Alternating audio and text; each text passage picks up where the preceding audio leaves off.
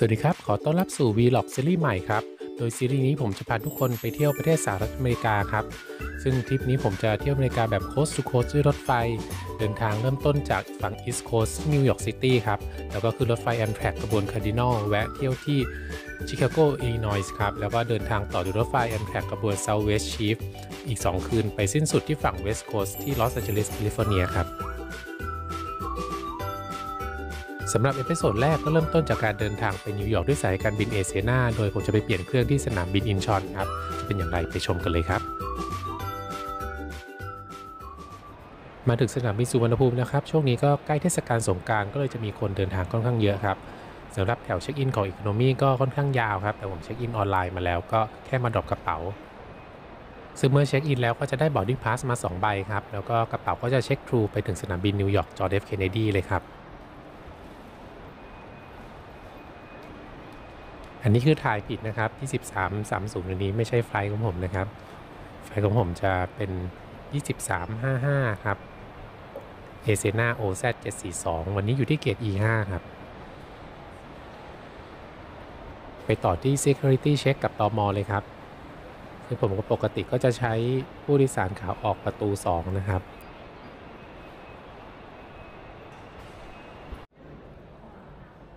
วันนี้คนเยอะครับแต่ก็ใช้เวลาไม่นานครับ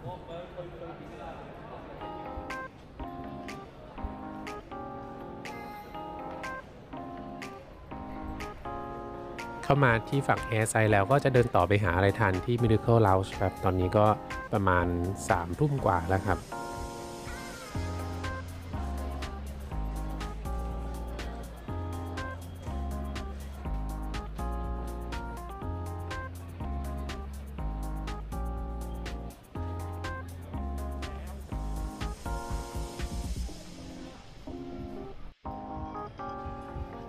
จริงๆตอนนี้เดินมาผิดฝั่งครับเลยทำให้ต้องเดินไปเลาส์ไกลหน่อย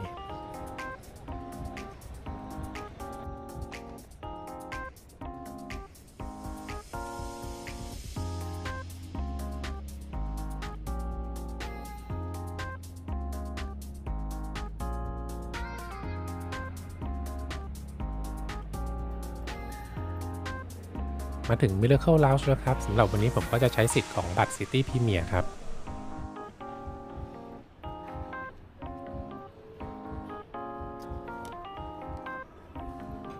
เขาพามาเดินดูไปไวครับว่าใน Lounge มีอะไรบ้างก็จะมีพวกอาหารคาวหวานนะครับมีเครื่องดื่มแอลกอฮอล์แล้วก็ซอฟต์ดริงก์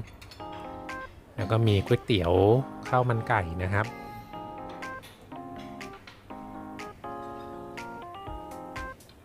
อันนี้ก็จะเป็นพวกขนมปังสลัดบาร์แล้วก็ไอศครีมครับ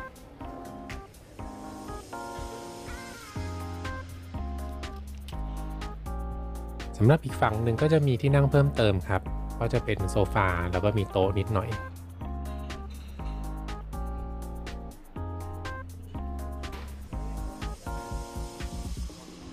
ทั้งฝั่งนี้ก็จะมีแซนด์วิชนะครับแล้วก็มีอาหารคาวอีก 2-3 อย่างครับ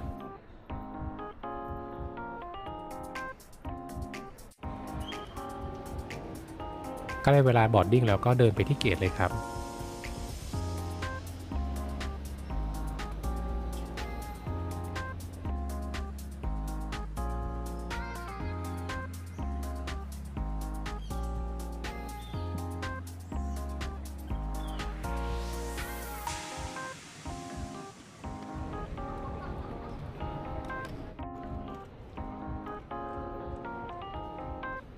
มาถึงแล้วครับเกต E5 เอเซนา OZ 742ไปโซลอินชอนครับในเวลานี้ผู้โดยสารยังลงมาที่เกตไม่เยอะครับแต่จริงๆแล้วผู้โดยสารเต็มลำครับสำหรับไฟล์นี้เครื่องบินเป็น Boeing 777-200 ER ครับแต่มองไม่เห็นอะไรเลยครับได้เวลาขึ้นเครื่องแล้วครับ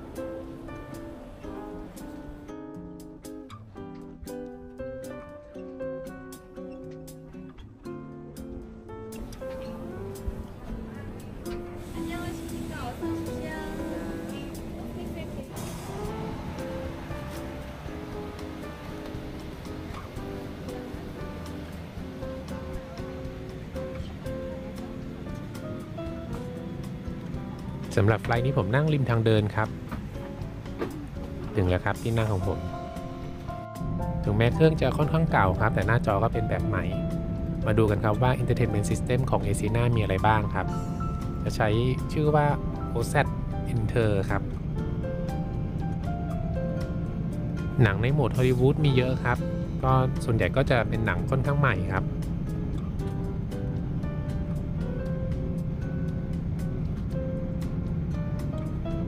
ส่วนหนังเก่าๆจะอยู่ในโหมดคลาสสิกครับซึ่งมีเยอะมากครับส่วนทีวีซีรีส์ก็จะเป็นยังเชลดอนกับแฟลชครับมีเอพิโซดค่อนข้างเยอะเลยครับมีเป็น10เอพิโซดเลยมาดูเส้นทางการบินกันครับจากกรุงเทพไปโซลระยะทาง 2,302 ไมล์ครับใช้เวลาบินประมาณ4ชั่วโมงครับโดยเส้นทางบินในแพลนนะครับจะผ่านน่านฟ้าประเทศจีนนะครับแต่เอาเข้าจริงจะบินออกไปทางทะเลจีนใต้นะครับไม่ผ่านแผ่นดินจีนเครื่องออกมาได้สักประมาณ30นาทีก็จะเริ่มเสิร์ฟดินเนอร์ครับของผมเป็นปลาราดซอสแดงครับส่วนลุงที่นั่งข้างๆเป็นบิบิมบับครับ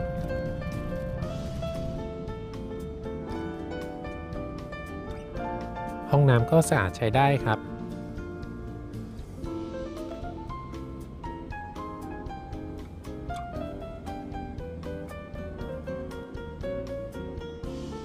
บนเคาน์เตอร์ก็จะมีหวีแปรงสีฟันแล้วก็โลชั่นครับ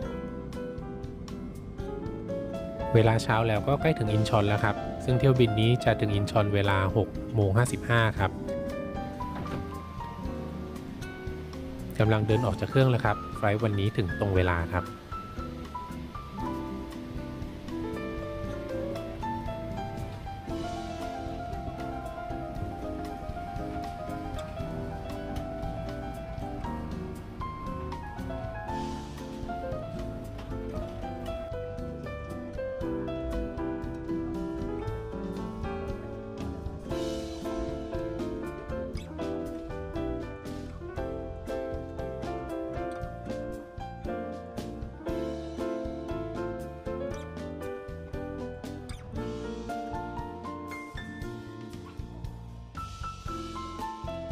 พอออกจากเครื่องแล้วก็จะตรงต่อไปที่ทรานสิตเลยครับ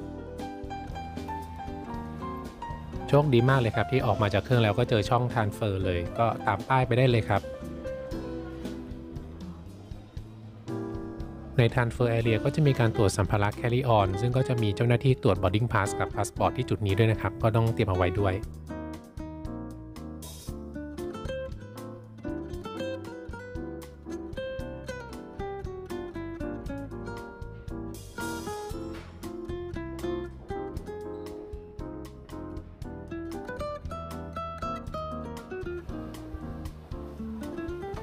ใช้เวลาทรานสเฟอร์เร็วมากครับพอเสร็จแล้วก็ขึ้นบันไดเลื่อนไปที่เกียร์ได้เลยครับ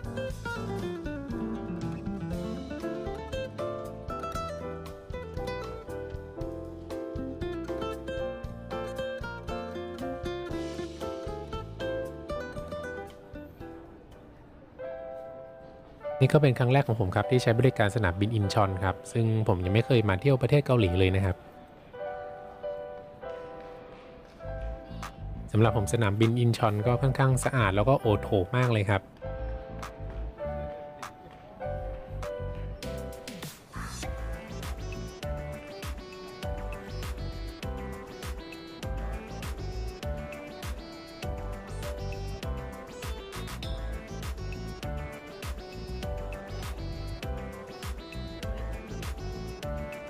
ตอนขึ้นมาจากบันไดเลื่อนเมื่อกี้เห็นป้ายแป๊บๆครับว่ามีห้องอาบน้ำฟรีด้วยแต่ก่อนอื่นเดินไปหาอะไรทานตอนเช้าที่ Sky Hub Lounge ก่อนครับซึ่งครั้งนี้ผมก็จะใช้สิทธิ์ของบัตร JCB Ultimate ครับซึ่งจริงPlatinumก็ใช้ได้นะครับ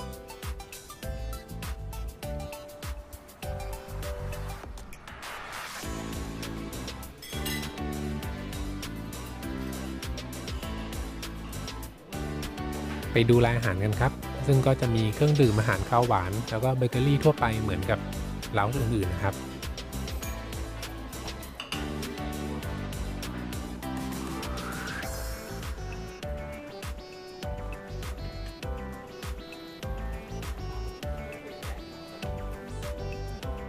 ผ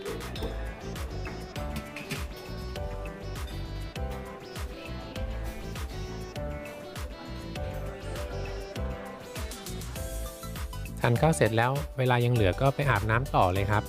ก็เดี๋ยวจะต้องเดินทางต่ออีก13 ชั่วโมงเลยขออาบให้สดชื่นหน่อยครับ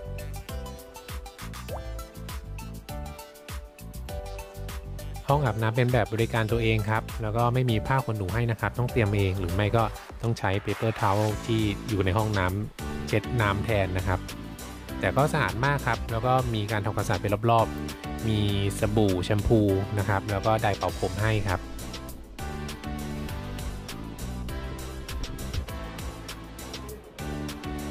อาบน้ำเสร็จแล้วก็เดินไปที่เกตเลยครับ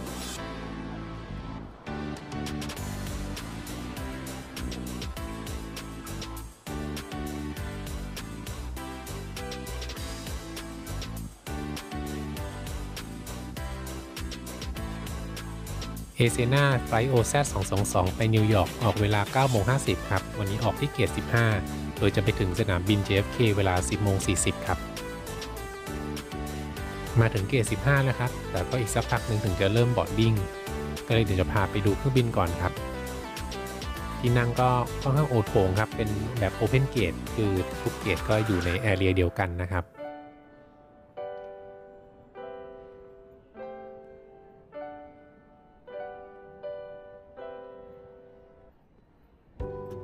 เครื่องบินที่จะพาผมไปนิวยอร์กวันนี้เป็น Airbus A350 ครับ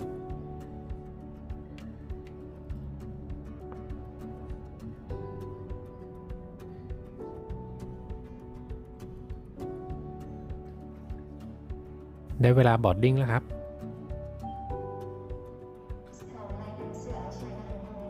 เห็นว่ามีเป็นออโต้เกตอยู่นะครับแบบเฟซสแกนแต่ก็ยังไม่เปิดใช้งานครับมีพนักงานสแกนบอร์ดดิ้งพาสอยู่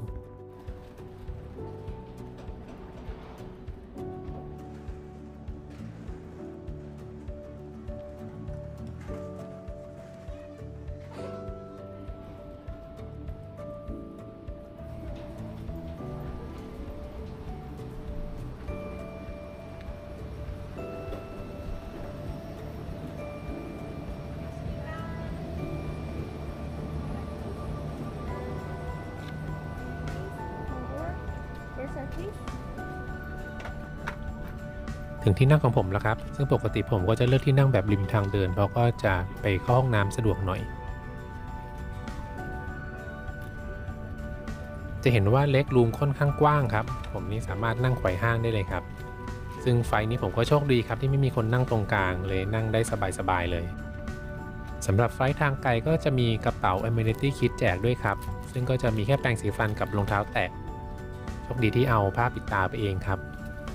แล้วก็มีหมอนกับผ้าห่มตามปกติครับอาหารมื้อแรกครับผมเลือก Korean Choice ซึ่งไฟนี้เสิร์ฟซัมบับครับซึ่งจะมีเสิร์ฟแค่ไฟทางไกลที่ออกจากโซลเท่านั้นครับน่ากินมากๆครับใครที่ไม่กินเนื้อนี่คือพลาดเลยก็มาพร้อมกับวิธีห่อแล้วก็วิธีกินครับก็คือเอาข้าวแล้วก็เอาเนื้อห่อในผักแล้วก็จกเข้าปากเลยครับกินข้าวเสร็จแล้วก็ไปห้องน้ำต่อครับซึ่งก็เป็นรูปแบบปกติของ A350 ครับสำหรับห้องนี้อาจจะเลอะเทอะหน่อยเพราะว่าคนเข้าเยอะหลังทานอาหารครับ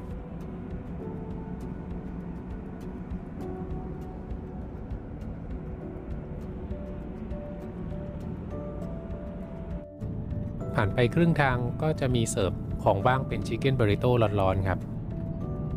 นอนไม่หลับก็ดูหนังออปเพนไฮเมอร์ไปครับ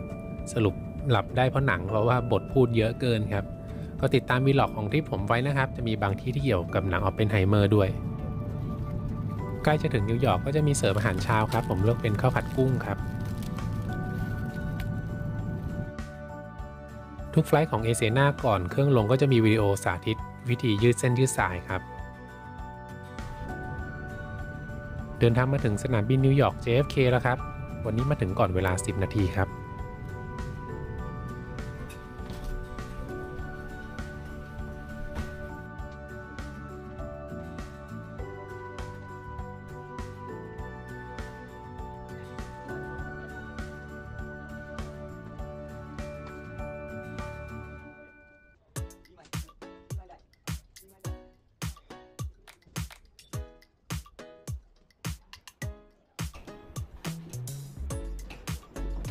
ออกมาจากเครื่องแล้วก็ตรงเข้าไปที่ Border Control เลยครับสนามบิน JFK ที่โด่งดังระดับโลกก็มีบันไดเลื่อนเสียเหมือนกับหมอชิดเหมือนกันนะครับส สำหรับคำถามของเจ้าหน้าที่ตม.ก็ถามนิดเดียวเองครับว่ามาทำอะไรแล้วก็มีแผนไปไหนบ้างนะครับถามแป๊บเดียวเองครับแต่ที่ใช้เวลานานคือการรอคิวครับใช้เวลาประมาณ30 นาทีได้เพราะมีเปิดแค่ช่องธรรมดาช่องเดียว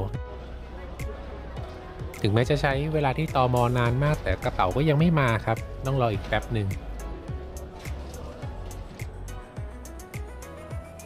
สายการบินเอเซนาจะใช้เทอร์มินอล1ครับพอออกมาข้างนอกแล้วก็ตรงไปขึ้นรถไฟแอร์เทรนเพื่อไปต่อซับเวย์เข้าแมนฮัตตันเลยครับ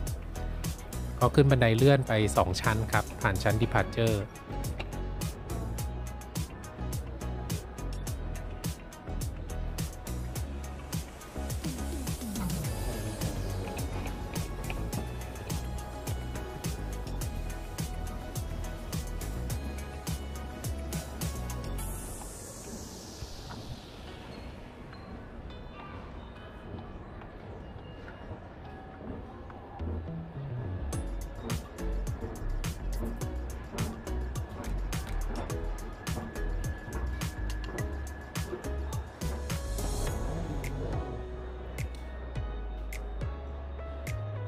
เดินตรงไปสถานีแอร์เทรนเลยครับ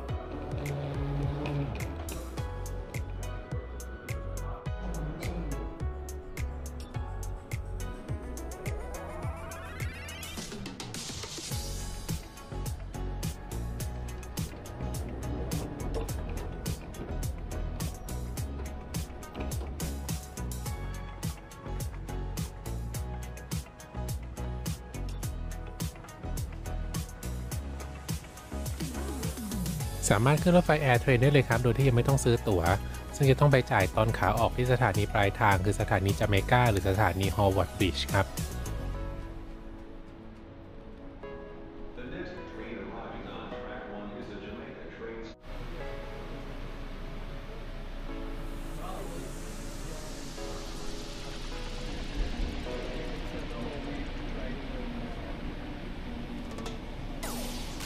ที่เห็นนี้ก็คือแลนด์มาร์คหนึ่งของสนามบิน JFK ครับซึ่งก็คือ TWA Terminal ครับตอนนี้เหมือนจะเปลี่ยนไปเป็นโรงแรมแล้วครับ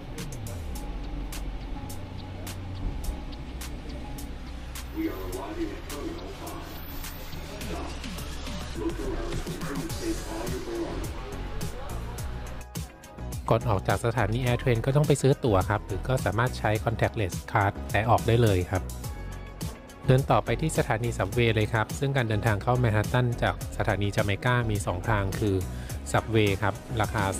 $2.90หรือจะเป็น LIRR หรือ Long Island Railroad นะครับซึ่งไปจอดที่ Penn Station ซึ่งก็จะเร็วกว่าแต่ก็จะแพงกว่าด้วยครับ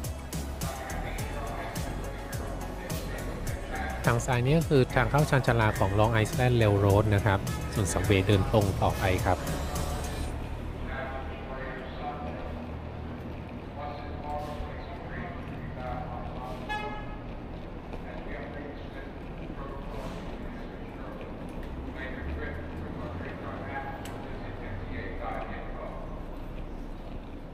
ลงมาถึงนิวยอร์กซับเวย์แล้วครับสามารถใช้ contactless card แตะเข้าได้เลยครับ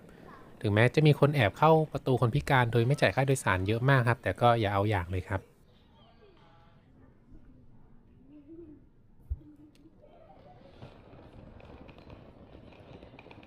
ผมจะเข้าแมนฮัตตันด้วยซับเวย์ไลน์ E ครับปลายทางเวิร์เทเซ็นเตอร์แต่ผมก็จะลงที่เป็นสเตชันครับซึ่งขบวนต่อไปก็ต้องรออีก10 นาทีเลยครับ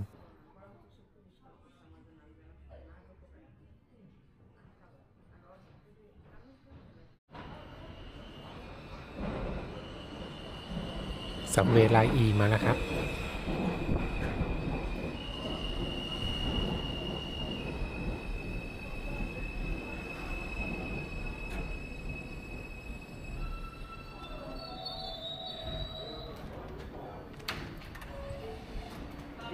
ก็เปิดรับกลิ่นนิวยอร์กซับเวย์ที่คุ้นเคยครับ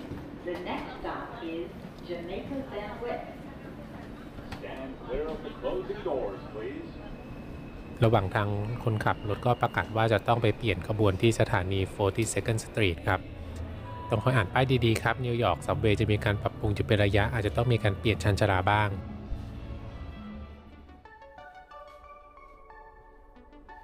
มาถึงโฮสเทลแล้วครับผมมานอนนิวยอร์กแค่คืนเดียวซึ่งจะต้อง ไปขึ้นรถไฟแต่เช้าครับที่เป็นสเตชันเลยมาพักที่ Interface Hostel ครับจะเป็นห้องเล็กๆซอยย่อยแบบนี้ครับซึ่งโฮสเทลก็จะมีมุมเบรคฟาสต์ที่สามารถไปตักทานได้ฟรีทั้งวันครับรายได้จากโฮสเทลนี้เขาก็จะเอาไปเป็นค่าใช้จ่ายในการทำอาหารให้กับโฮมเลสครับก็ถือว่าได้ทำบุญไปด้วยครับห้องนี้คืนละเกือบ 5,000 บาทครับส่วนห้องน้ำก็จะเป็นห้องน้ำรวมครับไม่ได้แยกชายหญิงก็จะมีห้องอาบน้ำ2ห้องแล้วก็ห้องส้วม3ห้องครับ